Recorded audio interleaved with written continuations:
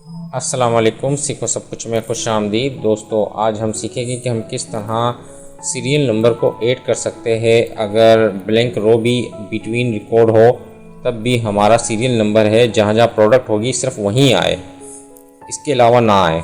तो इस तरह का हमें काम करना है। इसको हम किस तरह कर सकते हैं आज हम इस वीडियो में जानेंगे। तो सबसे पहले मैं इसको डिलीट कर देता हूँ। जो भी फार्मूला था वो मैंने डिलीट कर दिया। अब हमें क्या फार्मूला यूज़ करना है, इसके लिए आप क्या है, सबसे पहले इफ़ का फार्मूला लगाएंगे। इक्वल टू मैंने लिखा इफ़, टेप की प्रेस किया और उसके बाद हमें क्या है, ये वाला जो कॉलम है प्रोडक्ट का, अगर इक्वल टू है ब्लैंक, डबल कोट में मैंने ये टाइप कर दिया ब्लैंक, तो क्या हो, अगर ये ब्लैंक है तो ब्लैंक शो कर दे। तो मैंने डबल कोट पर यहाँ ले लिया।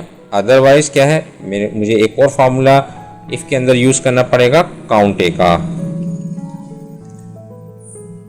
काउंट ए, अब काउंट ए में मुझे क्या करना है कि ये वाला जो कॉलम लेना है, इसको मेरे को सबसे पहले F4 प्रेस कर फ्रीज करना है।